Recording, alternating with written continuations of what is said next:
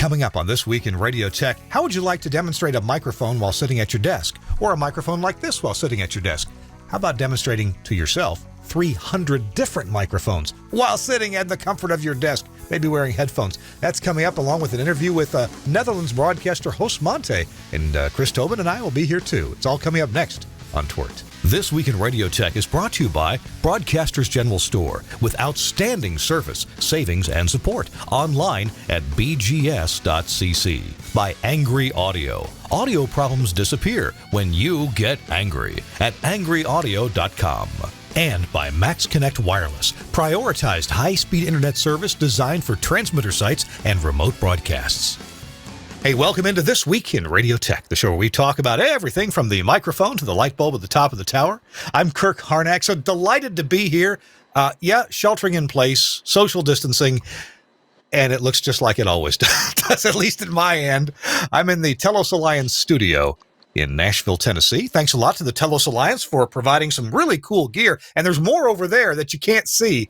I'll show it to you. So, in fact, I need to do a video on some of the new gear that they sent me and some new software downloads.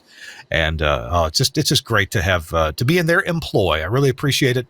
And they make some cool stuff too that's helping people out right now during this social distancing.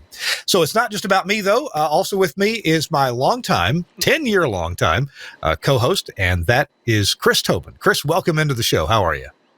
I'm well, Kirk. Thank you very much. Yeah, my surroundings are a little the same. Yeah, somewhat for now anyway. I'm sheltering in place. I'm doing physical distancing. As a good New Yorker, what do you have? You have a bagel and cream cheese while you sit back and watch nothing but a blank empty streets. No pedestrians, no cars. It's 5 o'clock in the evening on a Thursday in New York, and there's no traffic anywhere. Very odd, very strange feeling. New Year's Day morning is about the only time you get to see this for about an hour, maybe two, and then it gets back to normal. This big monitor I have behind me here that says TWiRT, that's got that, I can put lots of different stuff on there, and sometimes I put live cams on there. And there's this great Bald Eagles live cam from Northeast Florida. There's a Bird Feeder live cam from Akron, Ohio that's got a lot of activity, pretty cool. But there's also a 4K live cam on Times Square in New York, and it is so dead. Oh my gosh, there's not much going on there. I walk through there every morning, every afternoon. I walk to my transmitter site. So, yeah, it is empty. I've had pictures on the phone of Times Square at 10 o'clock in the morning and nobody but pigeons. It's kind of strange. And then the same thing at 5:30, 6 o'clock. A lot of pigeons, 1 or 2 police officers. That's about it. It's not something you see at all at the crossroads of the world. So it's very if they can find a production crew where everybody already has COVID-19, they could film movies now and not disrupt traffic at all.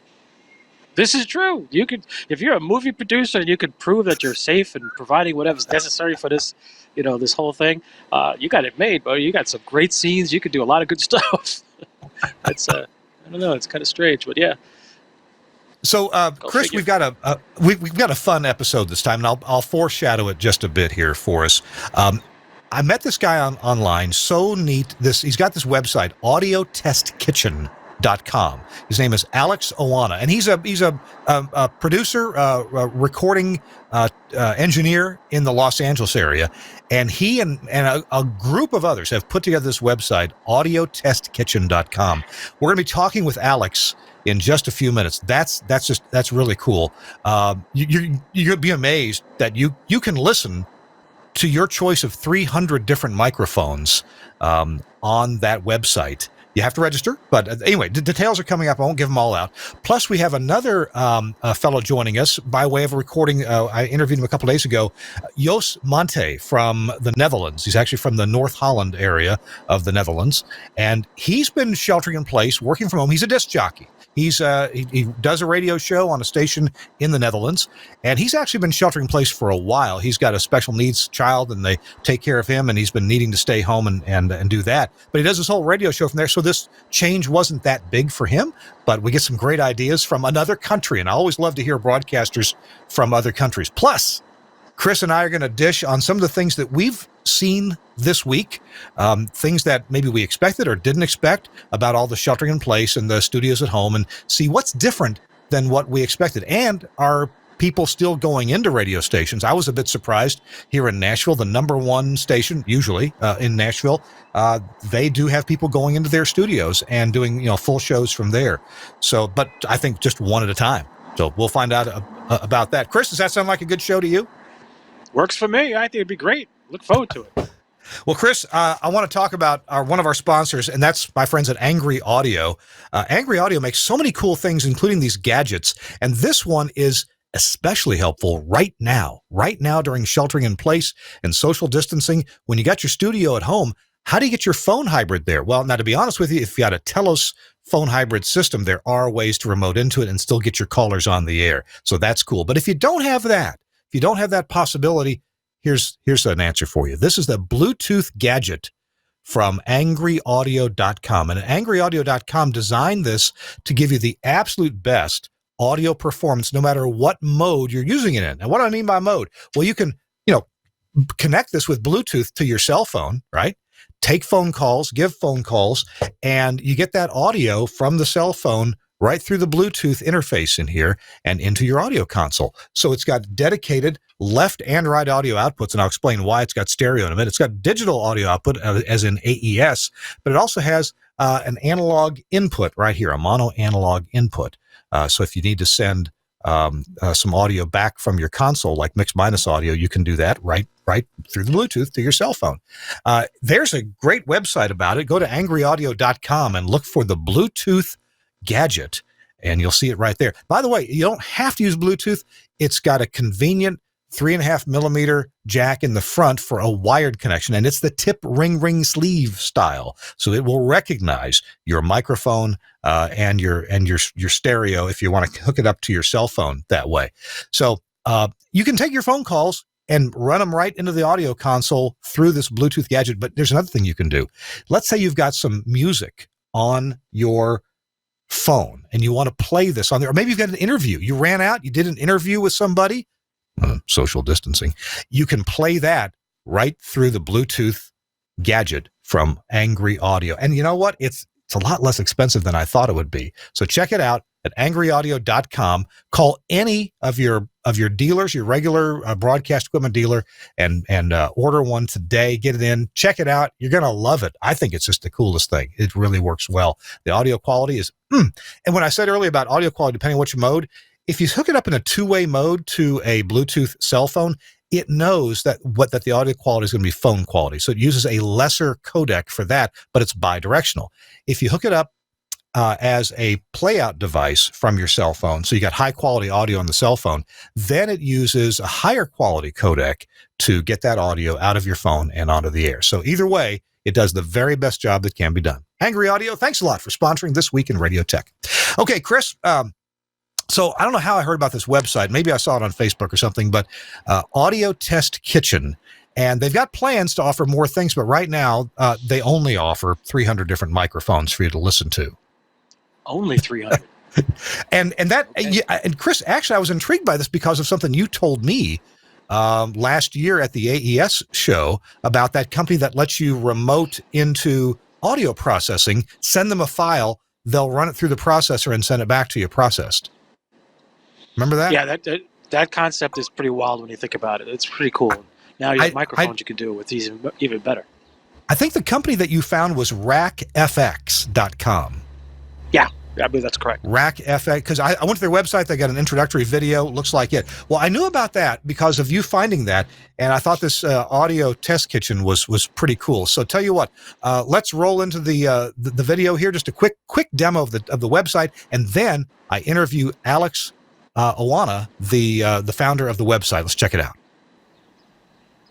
So if you go to the website, audiotestkitchen.com, and you sign in, register with the website, because they do want to send you some announcements to allow you to have access to 300 different microphones.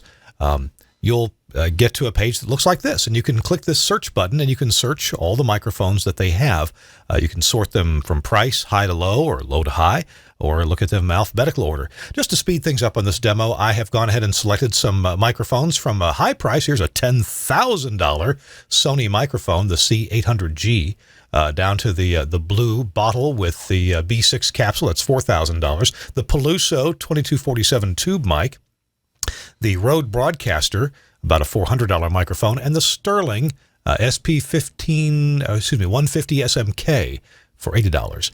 Now, there's different ways to listen to different demos here. I'm going to use the easiest one. The default one's the stacked effect, and we can hit the play button. And, I guess we better pick a microphone here, so we'll pick that expensive Sony microphone. One break, two hearts, 3 days forever you'll be gone. And this is as if the song had been recorded with that microphone. You can switch to another mic like the blue.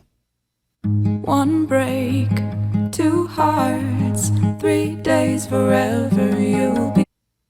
One break, Peluso 47. two hearts, 3 days forever. One break, The Rode. two hearts, 3 days forever. And the One Sterling. break, two hearts, 3 days forever you'll be gone. Now, we can also look at some of the specs. For example, here's the Sterling. We can actually grab the 360 view and have a look around. The Sony was kind of interesting. The Sony has got some protuberance in the back there. Imagine there's, maybe we can find out what that is. Here's the blue, for example. We can grab that. If there's video available, you can watch that. But here's of interest to engineers. You can click the frequency curves of these different microphones and see they're all displayed here on the screen, just with highlight given to the one you've selected, and then the others are in different colors. So here is the Sterling, for example. It exhibits this frequency curve. Here's the Rode Broadcaster, the Peluso, the blue, and back to the Sony. So you can see their frequency response there. You can actually put the crosshairs on there and measure where you are and look at the different microphones and their different attributes. So just a short, quick look at what you can do with this website right now. Compare 300 microphones.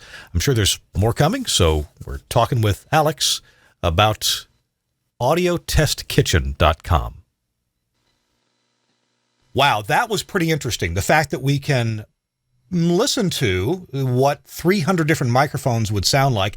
And the guy behind this website and behind the technology to make it reasonable to look at these is this guy. It's Alex Oana. Alex, welcome into This Week in Radio Tech.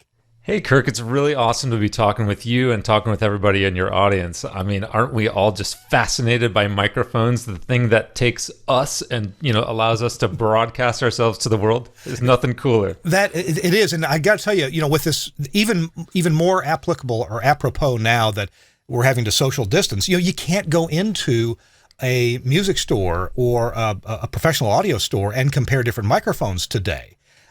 Because they're either closed or they only allow so many people in it, and what are you going to put on the mic to prevent COVID from spreading, right? So let me get the 800-pound gorilla out of the room right now. First, though, this show tends to be for broadcast engineers, radio engineers. This Week in Radio Tech, and most of the 300 microphones that are on the Audio Test Kitchen website are beautiful, expensive microphones, but they're not ones that you typically find in a broadcast facility. Few of them are. Why don't you address, first of all, tell us about yourself, and then we'll address the choice of microphones that you have on the site. Hey, well, in reverse order, I mean, these days, everybody's broadcasting from everywhere, right? So anything that you can grab to transmit and broadcast your voice and capture it, that is a legitimate tool, right? And we're seeing that a lot of people, so yes, you're right, we captured 300 large diaphragm condenser mics, which generally tend to not be the ones that you use in, a radio broadcast or a podcast setting. But now everybody's a broadcaster, everybody's a podcaster. So grab a mic and start creating, start sharing. A lot of musicians now have these microphones that are on Audio Test Kitchen or are looking for something like this. And so what Audio Test Kitchen is doing is we're trying to help people, Kirk, answer the question of what would it be like if I owned this microphone myself? What would my voice sound like? What would my instruments sound like on this? So we've done everything we can, and all the technology, the lasers, the anechoic chambers, the months in the recording studio, to make it so that when you compare the microphones on our free website, Audio Test Kitchen, you can truly imagine what it would be like to own these microphones yourself. So when you're using the website, as we saw in my very quick, short demo video a few moments ago, how should a person listen to should you put headphones onto your PC? Should you get some great stereo speakers? What's the best way to evaluate this over the web?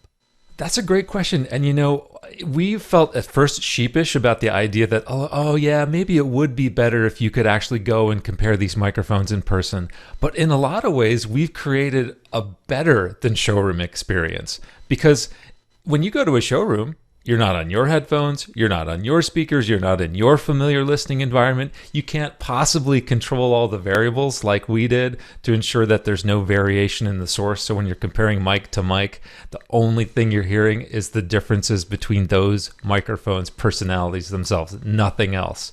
So,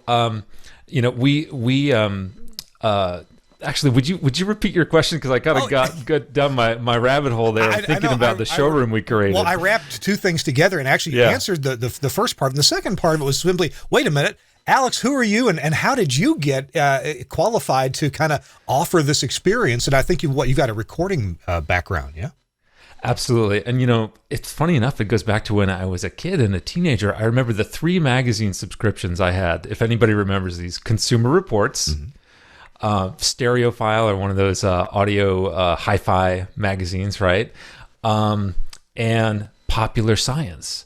So when you combine all these 3 things, it's like the discipline of science to reveal a truth, right? Consumer Reports, comparisons to make it so that the consumer can make the best possible choice. And hi-fi and audio magazines, the passion of audio and music. And so over my career as a recording engineer and a music producer, starting in the late 80s, going on 30 years now, I noticed that no matter where I was in my career, I was helping people make records, I was designing products, I created a touchscreen controller for the audio industry called the Raven by Slate. It's a thing that allows you to directly touch your DAW while you're working on it. Oh my gosh, I saw that. Maybe it was demonstrated at some trade shows, but I think I saw that exact thing.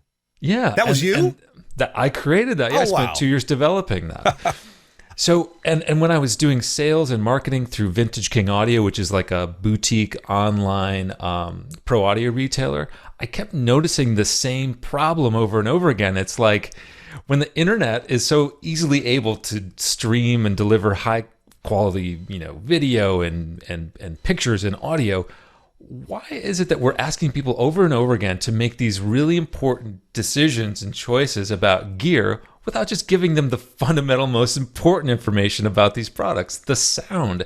And so Audio Test Kitchen is changing that. We started with large diaphragm condenser mics, but anything you can imagine that you need to compare the sound of: dynamic microphones, microphones for podcasting, microphones for broadcast, studio monitors, headphones, audio interfaces, into musical equipment. We get these requests from the videos that we put out, like, hey, can you make it possible to compare the sound of acoustic guitars, guitar strings, electric guitar amplifiers, all of these things. And I really believe that it's at this point, all the technology is available. It's a consumer right.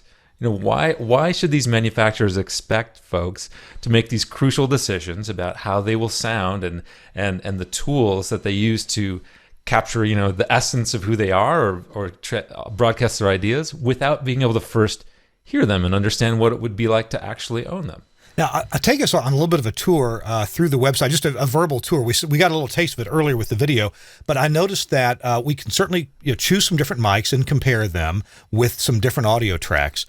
You also provide the way to look at the exact frequency response of that model of microphone. And I suppose there's other specs too. You can look at a little 360-degree view of the mic and spin it around, and so get a better feel for it. What are some highlights that maybe I missed? Well, how about if I take us on a quick tour right now? Okay. Okay, great. I'm going to share my screen and let me know if this comes up. All right, Kirk. So I want to show you what the website actually looks like. So this is www.audiotestkitchen.com. This is our landing page when folks can actually learn a little bit about how we did it, who our partners were. We partnered with over 65 manufacturers to make this possible.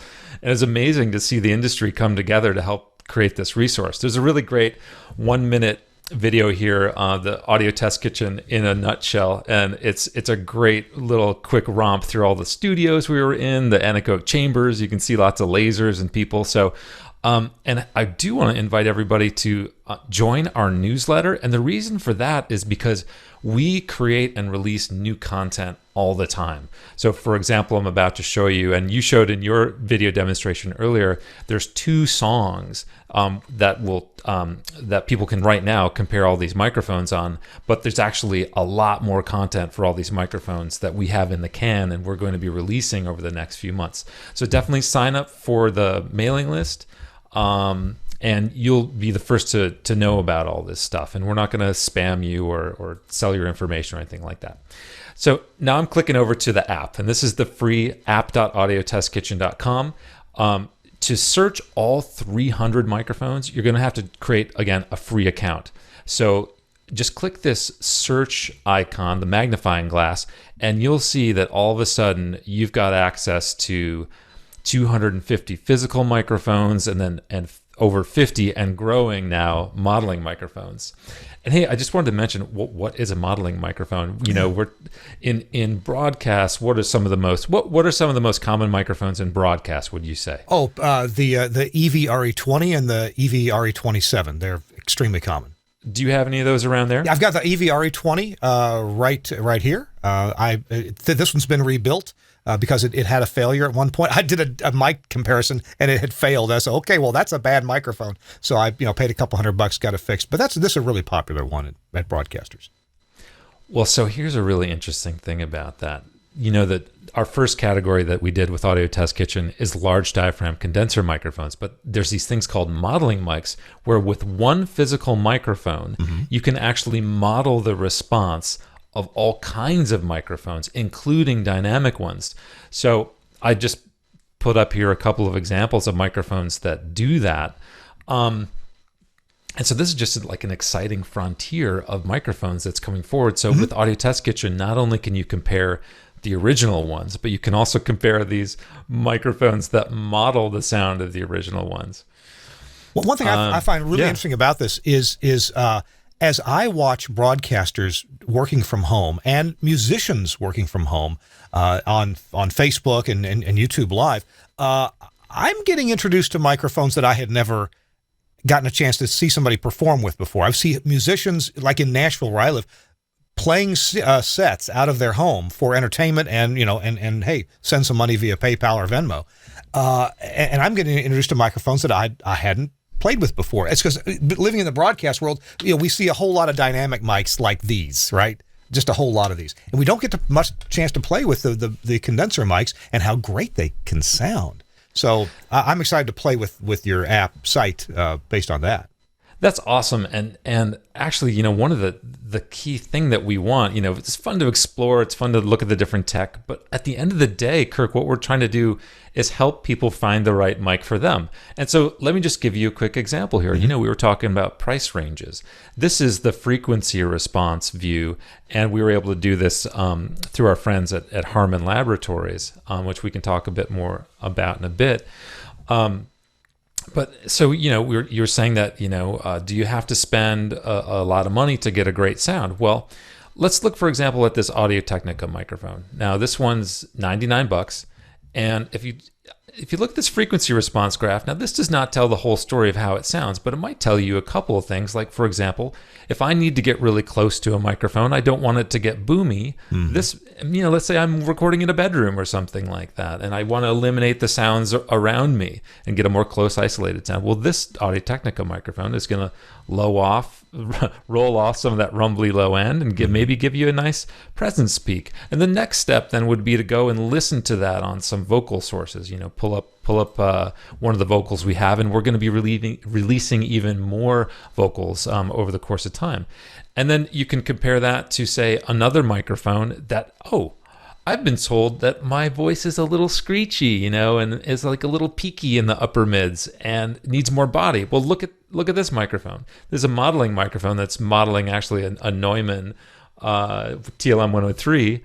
It's got a nice boost in the low end. It's got a little bit of a cut up in that squeaky, 3 to 4K frequency range, but then has some nice air. So these frequency response graphs are meant to be like give your ears superpowers, to be a hearing assist for what you can learn by doing the actual listening to the microphones. Interesting. Now, I wish we had more time, and we're going to have you back at a later date. But I got to ask you. So we're looking at frequency response graphs of all these different microphones, from expensive. I know the lowest one there is about $100 microphone. Yeah. I think you've got a $10,000 microphone on there from Sony. Yes, That's pretty impressive. But are there characteristics aside from frequency response that give a mic its character? And if so, can you model some of those things? They can be. So number one, what people need to realize is that Audio Test Kitchen is built, and I'm putting my cursor at the top of the screen here. It's built on real recordings of microphones in 11 different acoustic spaces under precisely standardized condition, so that there's no variation in the mic position or the signal change. It's incredibly important. It's a pillar of how Audio Test Kitchen is built, that there's no variation in the source, so that when you're comparing from mic to mic, the only difference you hear is between those microphones themselves. So these are microphones capturing all of the nuances of being in a real acoustic space. And we did everything from a big studio to a small room to an anechoic chamber, which is like the ultimate radio studio. No reflections Sure. at all, no artifacts at all. We chose a number of instruments, like a self-playing Yamaha Disclavier piano, various vocals, acoustic guitar, electric guitar, bass guitar, all these different sources, drums in a room that tell you the full story of the microphones, both on axis, off axis, the transient response, the punch, how low do they go? You can hear that with the kick drum. How high do they go? You can hear that with the tambourine and the hi-hat robots that we built to play back all of the sources totally consistently. Yes, testing, this is repeatable, and I'm kind of gathering that this does come with the blessing of the mic manufacturers, I guess, because if they were unhappy with what you were doing, they may not want to participate. That's right. I'm clicking back over to our landing page so you can see all the different microphone manufacturers that and other manufacturers. For example, AccuSound Cable donated thousands of dollars of their highest grade quad oxygen-free microphone cable. Grace Designs out of Colorado donated to us their highest end preamp and audio converter, so that we'd have pristine conversion. So we wanted nothing in between the sound of the mic and what people ultimately hear on the website. It's not processed. All we did was level match, make sure the mics were all in the same place, and make sure the source never changed. It sounds easy, but oh man, there was a lot to that. And I really invite people to check out that Audio Test Kitchen in a nutshell video on this landing page or on our YouTube page to see some of the highlight reel of how we did that. Wow. Hey, can we go back to full screen your face? Yeah, let's do that. Okay. Because we're gonna. I wish we had more time, and there's so many more questions that I have. Wow. Tell me. So you can sign up. You can register for free. Get access to listening to all these different microphones with different instruments and what's the stacked audio option that I saw on the app? Stacked audio. Yeah, you touched on that briefly in your video. I'm really glad you did. So that is the natural ability to enhance and amplify really the personality of every microphone. Because a lot of people, they buy one great mic and they record it on everything. So check this out. You make an investment in one microphone, you record your vocal, your acoustic guitar, your whole band. So now it's on 10 sources, let's say. So what we did is we put every one of these microphones on the same 10 sources in the song. And so every little nuance of that microphone, now that you've recorded it 10 times, it gets 10x'd when you listen to the stacked effect. Well, that makes total sense, because now you're not trying to mentally discount something that you're hearing that doesn't sound like the others. So it makes total sense to have that stacked audio effect. Okay. Yep. Okay. That makes sense. Can you give us any preview as to what we might see in the future from your site? I'm glad you asked. We're all about identifying where the biggest pain in the market is. Like, what do people have the most questions about, and what are some of the essential tools? Microphones, essential tool. Studio monitors. That's what we're thinking we'll go into next, because you need some studio monitors, you need some headphones, you need an audio interface. These are the top things that people have questions about and that we need answers about. How do they sound compared to one another? Let's create the conditions, the laboratory conditions, with lasers and robots and anechoic chambers to make sure that when you're comparing gear, you are certain that you're only hearing the differences between that gear itself. I'm sorry, my mind just goes all kinds of places like, oh, now there'll be a site that's going to be like, I don't like that bass guitarist. Let me pick a different one. that drummer, nah, I don't like the way he's hitting that. Nah, let me pick a different drummer. Well, you Wow. practically, when we were creating this resource, we realized that the website is a little bit like having your own digital audio workstation on a website plus a sample library. There are 15,000 audio samples in Audio Test Kitchen that reveal all this stuff about these mics. Wow. All right. Alex, you know what? I'd love to have you back. Maybe we check back in with you in a few months or a year and see where this has gone and get an update from them. Of course, people would love to hear different audio compressors and maybe mic pre's online. Is that in your future? Everything that is relevant in audio, anything that you're curious about, that where the sound is the important thing, we are going to put on Audio Test Kitchen. I've been using this Sennheiser MKH416 for a while, and I like it. But some days I just kind of want to go back to this Violet. And you've got a similar Violet. Oh my this gosh, is an older model. I have a Violet too. Yeah, right here. yeah. But I didn't see this exact one, but I saw a similar Violet in the listing. Oh, and I like the fact that you can sort them low price to high price or high price to low price. Let me grab the $10,000 one and compare it with the $200 one. Absolutely. Oh, yeah. man. Put on your best headphones. I remember the question that I didn't fully answer before. How should people best experience Audio Test Kitchen content and listen to it? How will they get the most out of it? Be in your familiar listening space. Put on the headphones that you know. Listen to the studio monitors that you know. And, don't have your ears burned out, because sometimes there are subtleties between these mics. And the stacked effect will help you. The frequency response graphs will be a listening assistant for you. So be in your comfortable, familiar space. That is so cool. And I don't know how you're going to exactly plan to monetize it, but I'd love to be able to click on the mic and just buy it. Wouldn't that be cool? And in fact, there's a shopping cart tab. Oh, there is. Oh, okay. We're beginning to work. So people we're not going to be a real retailer ourselves. Okay. But what we want to do is, just in the same way that we ought to be able to compare what all of our options are for the gear, let's give people a way to compare what all of their buying options are. Let's find out who's got a sale right now, who's going to offer you financing, who's going to double your warranty, what's the shipping speed. All of that will be in the future available on Audio Test Kitchen as well.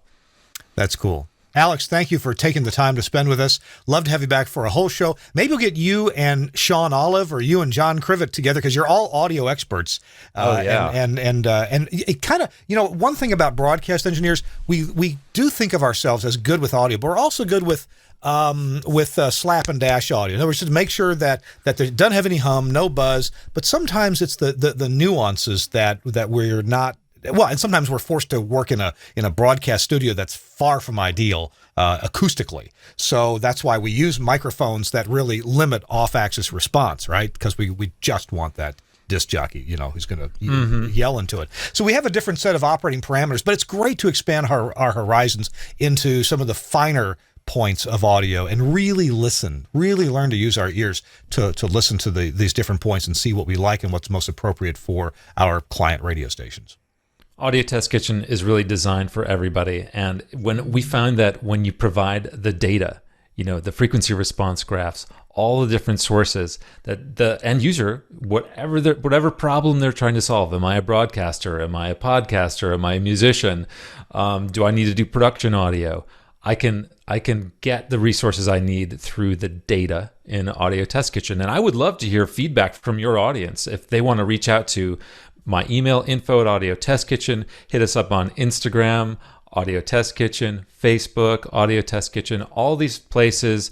I would love to get the dialogue going with your audience to hear, hey, how can we help you make it easier to choose your tools and get the right tool to do the thing that you want to do?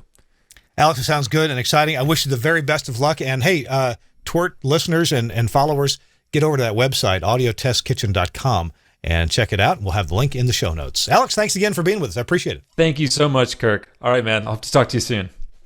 Bon appetit. Yo, what's up? Live from NAB 2018. Hey, it's Caden. You need to check out Wheatstone and Vox Pro 7.1. The upgrades are amazing. If you're a jock, if you're a talent, producer, whatever, morning show, everyone knows Vox Pro, everyone uses Vox Pro, everyone loves Vox Pro. But now the features for this year, 2018, on 7.1 are amazing. If you're using version 4.5.6 and you go to 7, this is exactly what you're missing right here. The features are a game changer. It's going to cut down your editing time by like 80% depending on what you use Vox Pro for.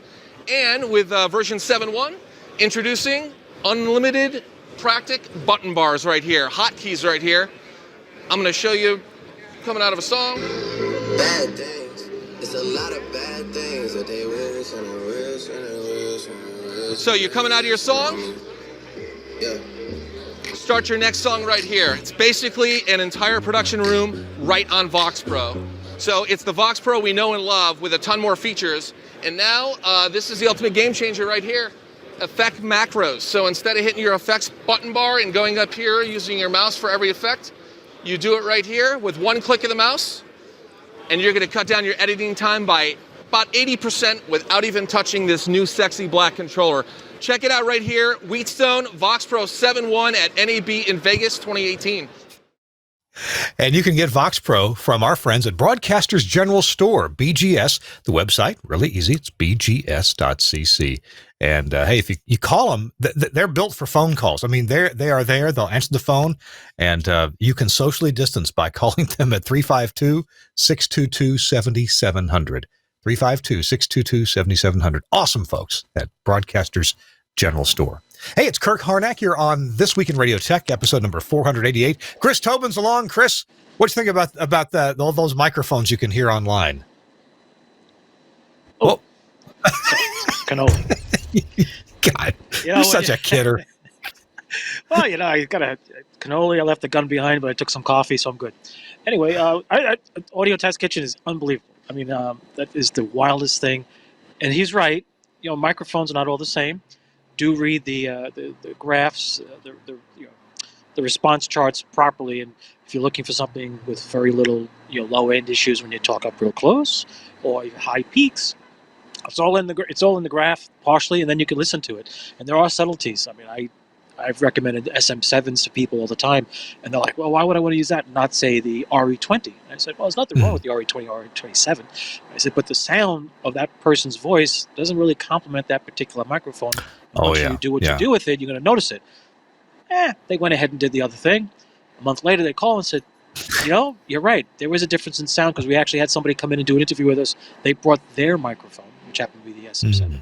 So there was something to be said for that. And I think Audio Test Kitchen allows you the opportunity to go from a $10,000 microphone to a $200 microphone. And I know, and Andrew and I have talked about this several times, we've had many sub $200 microphones sound really good under very adverse conditions, and you'd never know the difference. And we've had some very high price microphones sound very poor, even though the studio environment was okay. They just didn't like it. They needed more of a dead studio, if you will, less reflections, because they were that sensitive. That's the other side of the coin. It was the condenser mics especially. So, it's great. I think it's an absolutely perfect opportunity. More broadcast engineers should take a look at it. Take a listen. Keep it going with an open mind. Don't assume anything just because of certain microphone brands and names and models. They all have an application. That's how you should apply them. I mean, I don't use the same microphone for everything. When we do recordings and we have live sessions in the studios, we do have 1, 2, 3, 4, 5, 6 different types of mics we use depending on the band, depending on the instrument. And sometimes we never repeat the same. Even the drum kit. We've had 3 different types of mics we've used. And everyone looks at us like, well, why don't you use this? No. Listen to this mix. You'll know why. And like, oh, you're right. So that's how you should apply it. You know, even for voices, but if you're announcers, same thing for DJs. I think my interest in these high-end microphones, or even any different microphones than the half dozen or so that we typically use in broadcast, from the Shure SM7 to a couple of the EV models. Sure, some stations, they're often fine art stations, use some of the Neumann microphones. And, you know, I'm using a little upper-end Sennheiser right here, but it's for a specific purpose. My point, though, is that it's like I drive a Toyota all day long, and I keep wanting to let me test drive that Bentley. Let me try that high-end BMW. I mean, a 7 Series, right? And so that's what I feel like. I feel like I drive around using, you know, Ford, Chevy, Volkswagen microphones all the time, and I'd love to try out something that was several $1,000s, and so there's nothing wrong with that. You should. That's my interest. It gives you a good perspective. I mean, why not? Yeah. If you have the opportunity, go for it. I'd say absolutely. I guess, you know, whenever I've had a chance to try a high-end microphone, I've usually been impressed with smoothness and natural accuracy. That's what I tend to take away from, like, a friend of mine has a recording studio at home. It's a voice recording studio, doesn't record music. And he has, you know, a couple $1,000 Neumann microphone. I forget exactly which one it is, but I set it up for him, and I can't believe I forgot which mic it is. And we got a good mic preamp for him. And when I record something in there or hear his voice record, I think that just sounds really natural and smooth. It's not colored by anything else. Or if there is coloration, it's pleasing to my ear. Whereas if I try one of these microphones, let me see if I can snatch it right here. Yeah, if I, you know, so here's the $14 condenser microphone from China, right? The BM700, and these have been popular for several years now. We've even given away some of these on the show. You listen to this, and it's okay. There's variability in them, I'm told, and this one sounds a tiny bit gritty compared to some other high-end microphones that I've tried. What do you think? That's true. I've had microphones. Hey, when I was doing testing for audio codecs, where we're doing compressed audio, you know, the early days of codec over IP and over phone lines, you know, back in the day, and we were playing with different microphones at the network I was at. And we've discovered that some of the high-end microphones actually hurt us, depending on the person's voice and the timbre and the cadence of their delivery. And then we went with other microphones, cardioids, omnis, and discovered, wow, with the same person, same voice, it was much better. So, yeah, I would say you could definitely come across colored sound, and sometimes the person's voice is what actually is causing the difference, because the microphone doesn't have the clarity it needs to carry all the nuances, and it gets, I guess I'll just say, overridden, you know, the elements. Because I know a lot of folks that have a deep resonance in their voice. Certain microphones just fall apart when they use it for any length of time. So I could talk about mics all day long, but my knowledge is pretty well runs out about this point. Talking about broadcasting from home, and so many people are doing it now. Chris, I've got a quick interview here with Goos Mante from the Netherlands. He's I can't pronounce the name of the town that he's in very well, so he's in North Holland. He's in that part of the Netherlands, and he's been broadcasting from home for a while because he needs to be there for one of his children. And but now with the COVID-19, he's pretty well stuck there. So why don't we take a listen to Goos and talk about how he's effectively working from home and some of the tools that he's using to get that done. And then, Chris, you and I will compare notes after that. So let's hear from Goos. Welcome into This Week in Radio Tech. I'm Kirk Harnack, and I'm talking remotely with a new friend. He's been a friend on Facebook for a short time. He's in the broadcasting business, and he's in Wormer in the Netherlands. It's Goos Mante. Hi. Yes, hi. How are you? I'm good. You're in the Netherlands, yeah? Yeah, I'm in the Netherlands. That's correctly. Oh, good. So you're working from home, and you've got a good view out your window there, don't you? Yep, that's correct. What's the weather, Goos? The weather, it's a little bit cloudy now, and from time to time rain, but the sun is getting through. Yeah. I missed my trip to Amsterdam the last couple of years for IBC. I know. Yeah, it's been a couple of years since I got to go, and this year probably not. Hey, so host, you're doing broadcasting from home, both voice tracking and live. Tell me about your radio station. Well, I'm working for the Zaanstreek Radio. That is a local station over here, and I worked there for about a couple of years now. And I have, since the September now, a daily program in the afternoon between 2 and 4. Is your program music oriented, or do you do a lot of talk, or what? No, this is just a music oriented program. Yeah.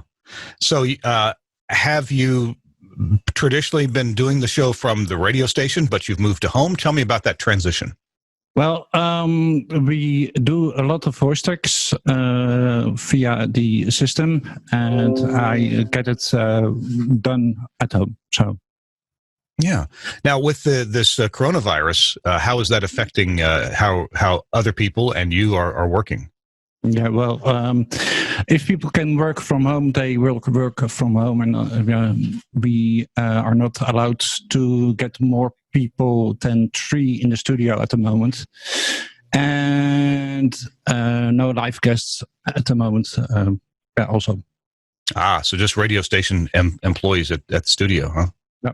Yeah, and well, 3 can be a crowd depending on the size of the studio. Yeah. Well, it's rather small at the moment. Yeah. So, okay, let's talk about your technical setup. How are you getting your what is your setup like at home?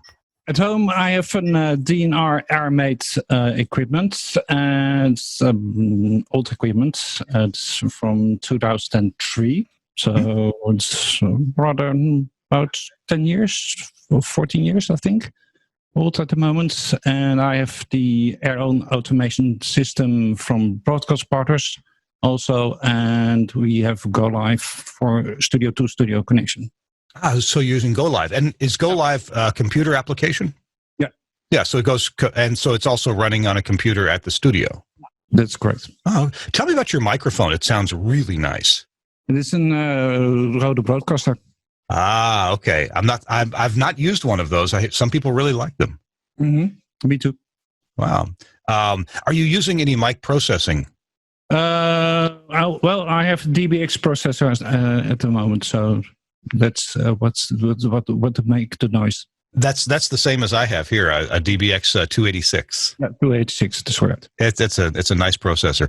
So you have the QGO Live, and we interviewed the founder of that company here on This Week in Radio Tech some time back.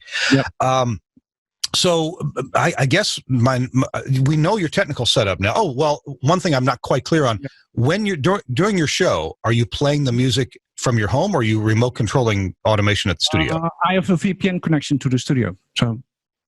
Right, but is the play out coming from your home, or is the play out coming? No, play out is coming from home. Okay, so you have all your songs at home. Yeah. Okay, gotcha. And so it's a stereo connection with QGO? Yeah. Okay, super. So the other thing I want to ask you about is the mental transition. You know, a lot of people that I know are. After quite a few days at home, they're getting a little stressed. They're discovering that their children may not be quite the angels that they tell the teacher. Yes, I have the problem too. So how do you cope with being at home and with the children all day? Well, I leave it when they are not very noisy, so they are coming on air as well. So that's basic the problem. Okay. Well, now? Sometimes my son, I'm surprised he's not here right now. He's upstairs playing a Fortnite or something. Yeah. But sometimes he will come in during the TWiRT podcast. And years ago, I would say, "Oh, stay away." But then I realized, wait a minute, it's fine if he comes in the show. So he comes in, he just wants to grab the microphone and say hello, and then he leaves. Yeah. The same situation. Really?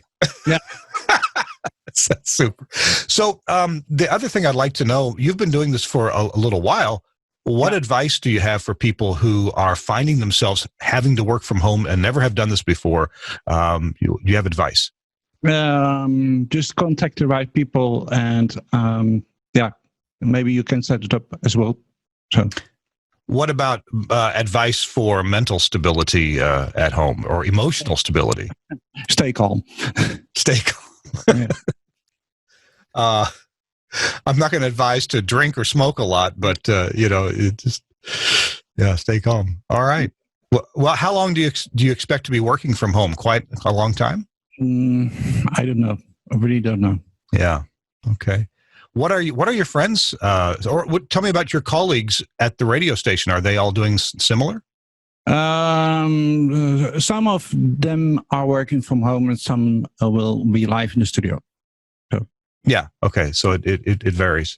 Do you ever do I guess you never do a 2-person show, 1 person, 1 home, 1 person, and you? Not yet. Okay. Is that a possibility? It could be with Go Live as well. Yeah. Do you ever take telephone calls on your show? Yeah. Yeah. How does that work? We work with 36 with phone calls, so the phone calls comes directly to my home. So. Yeah. That's pretty. That's innovative. That's cool. Mm-hmm. Well, Goos, I appreciate your time very much in talking with us. Thanks very much. Yep. And I'd like to check back. Well, I'll check back in with you on Facebook to see how things are going. Sure. All right. Thanks so much. Okay. Thank you very much for your time as well. That is very cool to talk to broadcasters from other countries. I'd love to do that a bit more often, but Goos Mante from the Netherlands. So thanks for chatting with us, and thanks for being here with us. Well, we're going to finish up this segment talking with Chris Tobin about his colleagues broadcasting from home and what's different than maybe what are you finding out a couple weeks into this broadcasting from home? What's different? What did you maybe could have planned better? Or what, hey, that worked out really, really well. Chris, what comments might you have about that? Well, initially we didn't have much of a plan for off-site that didn't have at least somebody at the studio, say, board operating the desk. But we pretty much went off-site 100% and digitized our library that wasn't digitized up until about a week and a half ago. Oh, that's right. That's been a bit of an issue at your station is the digitization of the library. Well, mind you, the success of the station has been because the announcers, who are well-versed in the music of jazz and music in general, can pick and select from a library of 10,000 songs plus, and create each hour of the show in such a way that it has a theme, has a signature. You know which announcers are on the radio when you tune in, and that's what makes the station what it is. It's 40 years of jazz, and that's difficult to replicate. Well, just so you know, we digitized and did everything in 9 days, by the way. What? We're operating an automation system with voice tracking. We did it in 9 days. Oh, Matt, Yes. now, based on what you've told me before about how much content the station has, surely you had to make some decisions about, these are great cuts, but we play them once a year. We're not going to digitize them now. Well, here's how it went. The CEO of the organization took a couple of the executives, sat down in a room.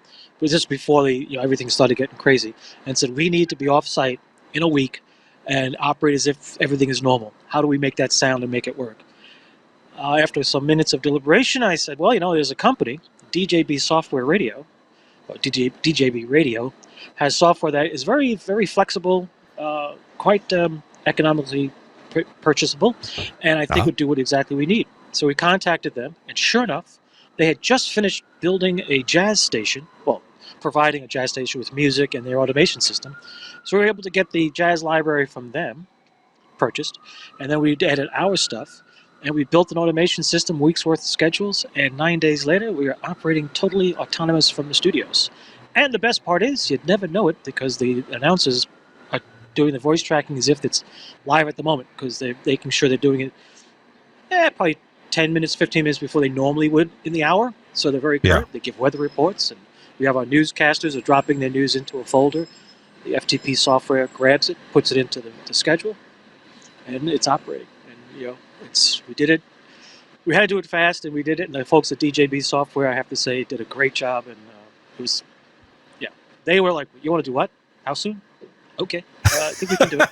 I bought the hardware. I was scrambling around Manhattan while things were being shut down, buying equipment. Our VP of Ops was getting microphones, USB microphones to all the announcers, and we had laptops in-house that we distributed as well, and they're all using voice tracking software and connecting VPN to my server setup, the small little setup that I have at our transmitter site, which I check on every day that I'm there. Wow. So yeah, I built it at the transmitter site. Yeah, so the automation playout's running at the transmitter site. That's correct. And what was the idea behind that rather than run it at the studio?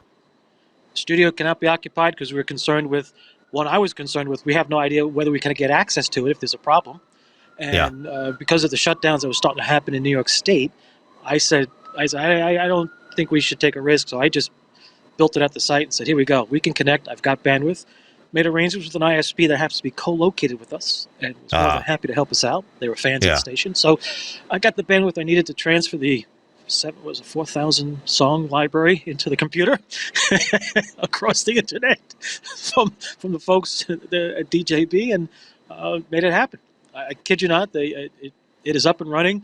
We did not have a chance to test, debug, or anything. So we built schedules, threw stuff together, flipped the switch, and we've had a few hiccups, but nothing detrimental. I mean, did you already have audio? It's been going strong. Did you already have audio processing at the transmitter site, or did you have to move that, or what? No. Okay. Actually, what I'm doing is I'm feeding the audio down our T1 back to the studio, putting it into the main system there, so we get PPM encoding that we need, and it comes back up to me, and out it goes. So technically, it's actually going through the studio and coming back to us. So I love it. Oh my gosh. Yeah. So it replicates everything you would be doing at the studio, except it's off-site. Wow. Yeah, I've done that, but just as an experiment. I've originated programming for some of my radio stations here in Nashville, sent it to Cleveland, Mississippi, or Greenville, Mississippi, and then to the transmitter site. And it's worked well. It's worked fine with some various telos gear. Yeah. Well, I also have a switcher at the transmitter site. In the event the T1 loop goes out, I can switch right directly to my processor in the building. But I wanted to replicate everything. We have pre-processing there. We have PPM. We have other things that we're doing with the studio audio typically. So master control, instead of it being in the building, is now distributed across 15 different announcers depending on the time of day. And that's how it works. And it's working well. And there's opportunity here, lots of opportunities. So I'm looking forward to more stuff as we go along. So one of the things that I'm tending to see, and I guess your situation, you've got typically there's nobody at your New Jersey, at your Newark studio, right? It's vacant. Yeah. Yeah, just the security people. That's about it. Yeah. Okay. So what I'm seeing is quite a bit of. There is oftentimes one or two people at the station, and they'll go in, they'll do a shift, they'll clean, and then they'll leave, or they'll leave and maybe a crew will come in and clean, and then they'll leave too. Some TV stations are doing that. There's probably usually more people involved with a television news operation than a radio station. Our radio station in Mississippi, we still have skeleton crew coming in. They're cleaning, when they're done. And one room actually is typically only occupied by one guy. I'm not sure. We're probably voice tracking the night show, but the morning show he's still coming in and doing there. And we have another station. Actually, we have 3 different locations, maybe 4. Wow. We got 4 locations that tend to revolve around one person. And so, and everything else gets voice tracked or can be voice tracked. So we're still putting a person at the studio, and they're still traveling there to do it. I've noticed that about a Nashville station. They still are having one person in the studio, and they may have 2 shifts through the day, a morning show and an evening show, and they do a lot of cleaning in between, and the room sits quiet, unattended for several hours in between. I guess other stations, though, are pretty much completely remote, as yours is. Well, yeah, our announcers are off-site, our administration is off-site, but we have key people that come and go through the facility for various other functions that need to be done. And the security personnel are always there. It's no big deal for them. So it works out nicely. So the building has been totally cleaned out. I mean, we had a company come in weeks ago that did a complete scrub down, if you will, just to make sure everything's in order. So we had a clean slate, and that's how we know. We have people logging in, logging out when they come through the building, so we know what's going on. So it's well controlled. It's nice. Hey, we got a couple of final thoughts, and I've got a thought about coronavirus and versus other flus and stuff. That's I think that may play into how this all works out. Chris, it wouldn't be a complete show without talking about Max Connect, because if you are trying to operate from home or at a transmitter site where you lose connectivity, or you don't, or you need to feed it from a different place, Max Connect Wireless will really help you out with this. And some of the benefits of Max using this is a cradle point modem. By the way, you can bring your own modem. Which modem it is doesn't really matter that much, as long as it works with SIM cards. Talk to Josh Bone or one of the other people at Bone Broadcast at maxconnectwireless.com, and they'll advise you if you want to bring a different modem to the table for some reason, or you can buy it from them.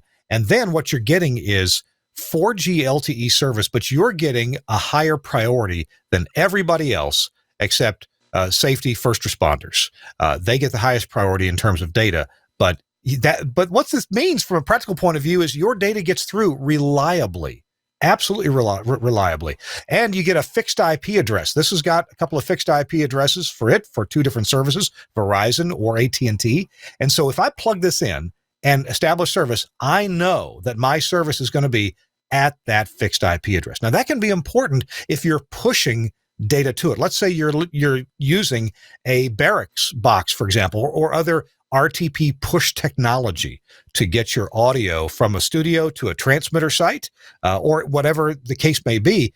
If you need to push that audio, which is how many audio codecs work, this has got that fixed IP address, which is a real blessing. You don't get that with any other, using a normal service. You don't get a fixed IP address. Contact my friend Josh Bone at maxconnectwireless.com. You get your choice of Verizon, AT&T, Sprint, or T-Mobile as far as your carrier. You get higher priority APNs, and that means your data gets through. Absolutely. Check it out, maxconnectwireless.com. Thanks a lot. All right, Chris, we're going to, by the way, I get a little bit of hum here. I'm going to have to see what the deal is with my microphone. I think I've got a bad connection down at the other end of this. Oh, well. Oops. I keep hearing a little bit of hum come in. It's not from you either. It's from here. I'll have it fixed by next week. So one thing that's been kind of interesting, I've seen some stats here lately. There's a website, I believe it's healthweather.us, healthweather.us. And it supposedly they have over 100,000 people using thermometers every day, taking their temperature and reports back to this website anonymously. And they can show you, of course, heat maps of where people have elevated body temperatures, indicating fever, therefore, as a proxy for indicating illness.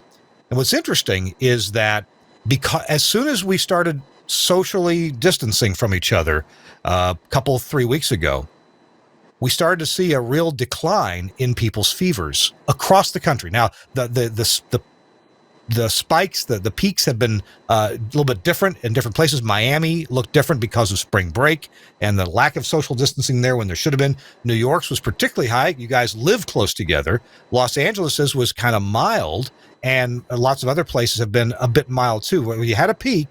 But now what's interesting, and the point I'm getting at, is that this social distancing looks like, at least by this data, is having a really positive effect on stopping the coronavirus, but it's also having a huge positive effect on stopping the flu, other common flu strains. People are really well below the curve in terms of, as a population, we're below the normal fall-off curve for seasonal flu, which falls off. We're well below that curve now for a huge population. So, Chris, I think that's kind of interesting. It's going to be interesting to see how that plays out. But I have some hope that social distancing not only is helping with coronavirus, but also with other communicable diseases as well. And, of course, with everybody staying home, there are fewer car deaths. On the other hand, there are typically more suicides when you have higher unemployment rates. So, let's hope it doesn't just average out to let's hope it gets better and better. But those are my thoughts. Chris, what would you like to bring to the table as we close out the show? I would say just good health practices, proper hygiene, physical distancing is always handy when it comes to communicable diseases, but for the most part, we've gone through dozens and dozens of flu seasons without too much craziness. I mean, expected things to happen, but for the most part, people just need to get back to practicing good common sense. I mean, I've been walking around here from where I live to Times Square to where I have to do work every day for the last 2 weeks now. It's about 2 miles a day. And I can tell you I've watched several people that do not seem to be practicing anything that makes common sense, regardless of flu season or not. So, you need to get back to those kinds of things. And if you have disposable gloves, if you're in a food service area, it doesn't mean you can reuse the glove. Use it once, you take it off, put a new one on. That's how it works. Unless you remember the old days of the butcher shop, which had sawdust on the floor, and people used to wash their hands regularly. That's what you got to do. Otherwise, your wet market issues will come back in full tear. Yeah, So that's my thing. It's just good hygiene, good common sense medical practice, meaning stay healthy. I mean, a lot of people that get sick is because they're not paying attention. They don't get enough sleep. They don't eat correctly. Balance your diet. I don't mean to take a diet or you go on diet. Just balance it. That's all. Know when to have proteins, know when not to do proteins, manage carbohydrates, do all the stuff. Learn while your body functions. Because I'll tell you, the doctors I've talked to over the years, I do crazy hours just like you, and I've found that if I don't get the right sleep, boy, do I get sick fast. But when I get enough sleep, eat properly, I can go for hours on end without an issue. You're exactly right. This is learn. This is why a lot of folks get sick at NAB, even when we're not having coronavirus, right? Yes, exactly. People go there, they stay up late, they get up early because they have to, they got meetings, they don't eat right, they don't get enough water, and as you said, they don't sleep long enough. Well, I can get by on 4 hours, it'll be okay. And, 2 or 3 days later, they're hacking up, they're coughing. Yeah. If you read up, it's really easy to research this stuff nowadays compared to the Funk and Wagnalls I had to read. Read and understand how the immune system functions in the human body. Read how it operates, what it needs to fuel itself. Read how the nose works. Read why you shouldn't be breathing through your mouth, not because it's impolite. Your nose has mucus for a reason. That's what catches the first defense of viruses and bacteria. The second defense is your immune system. You're breathing through the mouth, you just gave it a home run right to your respiratory system. No chance of stopping it. These are things you learn to understand. And once you do this, you'd be surprised, because I've worked in many places where conditions were ripe for getting sick real fast. But I practiced, worked this, and I've been doing it for years. And I've talked to a lot of folks in the medical profession who have told me this is the way to do it. If you don't, you can expect problems. Now, I don't mean death, fatalities. I'm just saying you find yourself getting sick more often. That's all. Just balance it out. You'd be surprised. It's this isn't a medical show, but once in a while we talk about the things that are affecting us all. So my final word, Chris, and I'm sure you'll agree: stay strong. As you said, get sleep, be healthy, do smart things, wash your hands a lot. If you're using gloves, which we've kind of recommended if you're using around radio stations, if you're touching things, those aren't meant to be reused. When you take them off, you throw them away. They're really cheap. They're really cheap. Throw them away, put on a new pair. That's the whole idea there. And just one last thing before I forget. Mm-hmm. Yeah. Oh yeah. Sorry. Finish your thought. Sorry. No, and just take care. Give each other encouragement. And by the way, if you're feeling isolated, like nobody's talking to you, like your life is really quiet, just remember that may be the way that your own parents and grandparents feel all the time. And so you might put it on your calendar to call mom, call dad. If you got uncles and aunts, if you got elderly folks in your life, they may be away from you. They might feel this way a lot. And especially now with social distancing, they are. So think about those folks in your life and pay attention to them. Chris? Absolutely. Just one last thought. Remember, the body rebuilds itself, makes repairs, if you will, when you're sleeping. So get your sleep and your body will be in better shape. This is true. You can look it up. You're right. Although usually when I'm sleeping, I'm dreaming about waking up naked in an amusement park. I don't know how that's healthy. That's how your body works to repair itself. So be it. That's okay. You're having fun, getting better. That's good. Yeah. All right, man. We're gonna go. Thanks a lot, Chris. Yes. We appreciate it. Next week we're doing our first of two shows about what you're gonna miss at NAB. Next week it's what you'll miss at NAB, and the week after it's what you missed. Past tense at NAB. We got a lot of guests coming up for that, so stick around, watch us next week for that, and hopefully we'll bring you new products, new ideas, and old friends and things like that. So anyway, it's going to be a good show. Thanks a lot, Chris, for being with us. Thanks so much to our producer, Suncast, for producing This Week in Radio Tech. Did a great job. And thanks for the quick recovery from the internet outage. Also, thanks to Andrew Zarian, the founder of the GFQ Network, where you'll find lots of great podcasts. We got to go. See you next week on This Week in Radio Tech. Bye-bye.